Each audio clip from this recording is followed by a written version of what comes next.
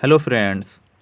साथियों, financial year closing के time हमारे मन में एक ही सवाल होता है कि हमें टैक्स किस नियम से पे करना चाहिए।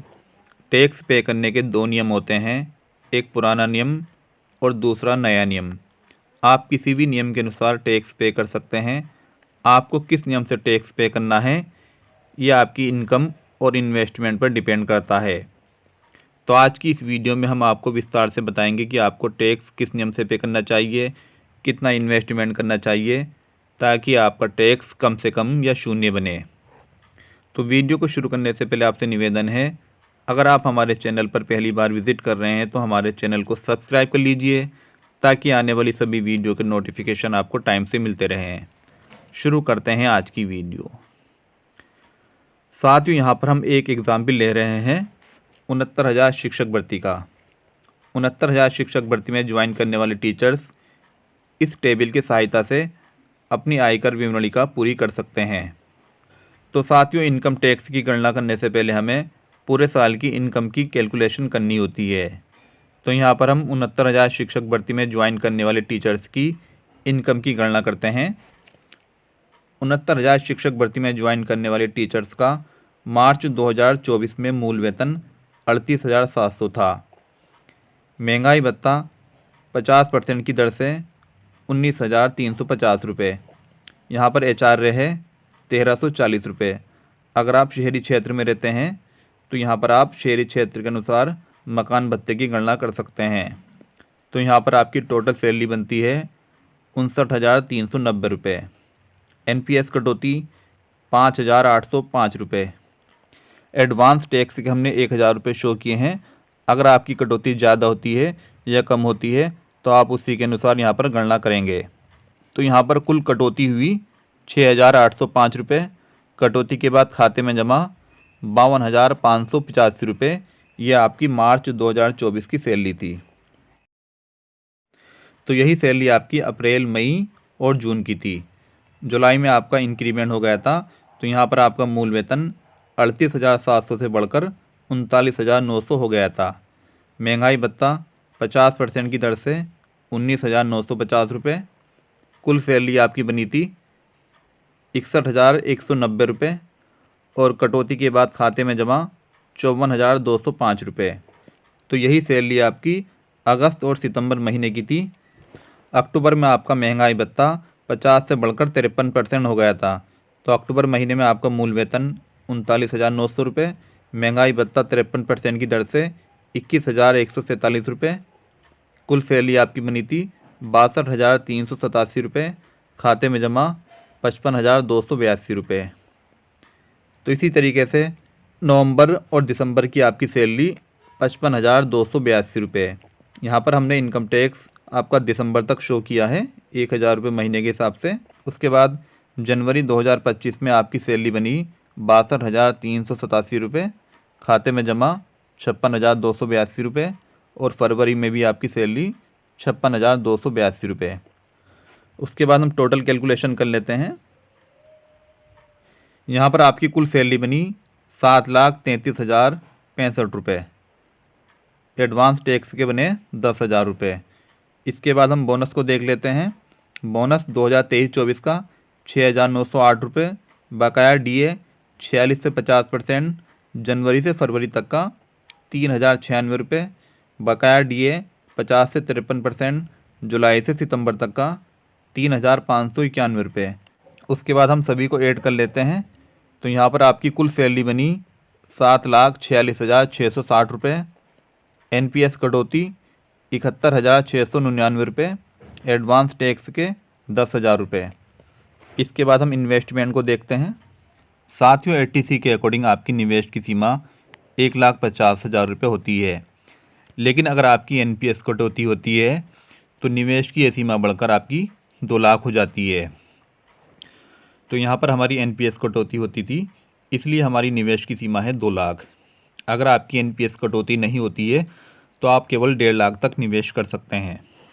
एटीसी के अकॉर्डिंग निवेश के कई सारे विकल्प होते हैं, जैसे PPF, GIS, LIC, tuition fee, NSC, FD.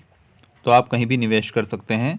यहाँ पर हम मान लेते हैं कि आपने पीपीएफ में 58,400 रुपये निवेश किया है LIC में 68,500 निवेश किया है। NPS कटौती आपकी हुई है 71,699 रुपये। तो यहाँ पर हम सबको ऐड कर लेते हैं। तो यहाँ पर टोटल कैलकुलेशन आपकी बनती है 1,98,599 रुपये। अगर आपने कोई मेडिकल बीमा ले रखा है उसकी अधिकतम लिमिट 25,000 रुपये होती है, तो वो अमाउंट आपको यहाँ लिखना है। प्रधानमंत्री राहत कोष या CM राहत कोष में अगर आपने कुछ दान दिया है तो वो अमाउंट आपको यहाँ लिखना है। ये दोनों ही लिमिट आपकी 2 लाख से अतिरिक्त होंगी। इसके बाद हम टैक्स की गणना करते हैं। सबसे पहले हम पुराने नियम को समझते हैं। यहाँ पर आपकी ग्रोस सैलरी बनी 7,66,660 रुपये।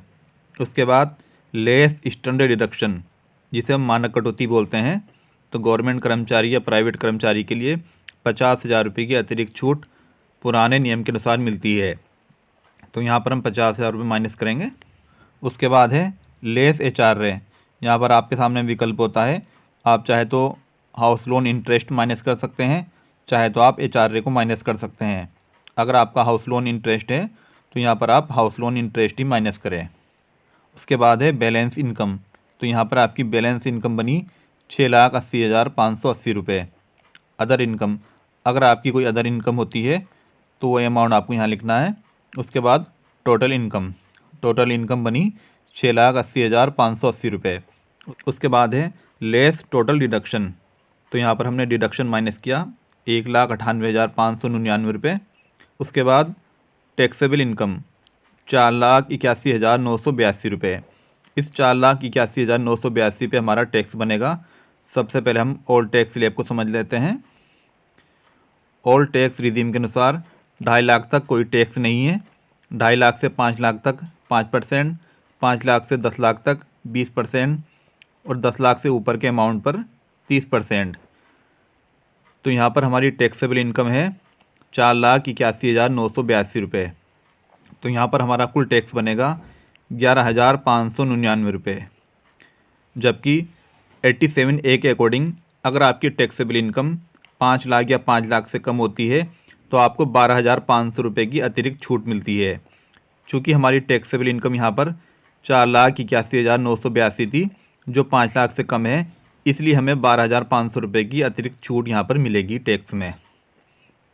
तो यहाँ पर हमारा टैक्स बना है 11,599 रुपये और हमें छूट मिल रही है 12,500 रुपये की, इसलिए हमारा बैलेंस टैक्स बना 0।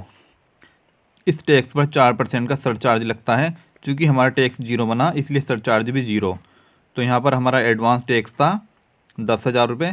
10,000 रुपये हमारा ये रिफ़ंड हो जाएगा। तो इस तरीके से अगर आपने 2 लाख तक निवेश कर रखा है तो यहाँ पर आपका टैक्स 0 बन रहा है। इसके बाद हम नए नियम के अनुसार समझते हैं। यहाँ पर हमारी ग्रोस सैलरी है 7,46,660 रुपये, लेस स्टैंडर्ड डिडक्शन। तो नए नियम के अनुसार जो मानक कटौती की छूट है वो 50 से बढ़कर 75,000 हो चुकी है। उसके बाद यहाँ पर आपको कोई छूट नहीं मिलती। आपने कितना भी इन्वेस्टमेंट कर रखा हो आपको यहाँ पर कोई छूट नहीं मिलेगी। तो 7,46,660 में से हम 75,000 रुपये मानक कटौती की माइनस करेंगे। यहाँ पर हमारी टैक्सेबल इनकम बनी 6,71,660 रुपये। इस 6,71,660 पे हमारा टैक्स बनेगा। तो हम टैक्स की गणना करते हैं। सबसे पहले हम न्यू टैक्स स्लैब को समझते हैं। न्यू टैक्स स्लैब में 0 से 3 लाख तक 0, 3 से 7 लाख तक 5%, 7 से 10 लाख तक 10%, 10 से 12 लाख तक 15%, 12 से 15 लाख तक 20% और 15 लाख से ऊपर के अमाउंट पर 30%। यहाँ पर हमारी टैक्सेबल इनकम है 6,71,660 रुपये, इसलिए यहाँ पर टैक्स बनेगा 18,583 रुपये। उसके बाद है rebate under section 87A। 87A के अकॉर्डिंग अगर आपकी टैक्सेबल इनकम 7 लाख या 7 लाख से कम होती है तो आपको 20,000 रुपये की अतिरिक्त छूट मिलती है। क्योंकि यहाँ पर हमारी टैक्सेबल इनकम थी 6,71,660 रुपये, जो 7 लाख से कम है, इसलिए यहाँ पर हमें 20,000 रुपये की अतिरिक्त छूट मिलेगी। तो यहाँ पर हमारा टैक्स बना है 18,583 रुपये और छूट हमें यहाँ पर मिल रही है 20,000 रुपये की।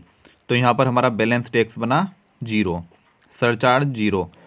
तो यहाँ पर हमारा टैक्स टोटल बना है 0 और एडवांस टैक्स के हमारे 10,000 रुपये थे और 10,000 रुपये हमारे ITR के टाइम रिफ़ंड हो जाएंगे। तो इस तरीके से आप देख सकते हैं 69,000 शिक्षक भर्ती में अगर आपने कोई भी इन्वेस्टमेंट नहीं किया है या आपकी टैक्सेबल इनकम कुल 7 लाख या 7 लाख से कम है तो आपको कोई भी टैक्स नहीं देना है। आपको कोई भी इन्वेस्टमेंट करने की ज़रूरत नहीं है, आपका टैक्स ऑटोमेटिकली जीरो बन जाएगा। साथियों, अगर आपको कोई और भी जानकारी चाहिए तो आप कमेंट सेक्शन में जाकर कमेंट कर सकते हैं। वीडियो पसंद आई तो लाइक कीजिए, शेयर कीजिए, हमारे चैनल को सब्सक्राइब कीजिए। धन्यवाद।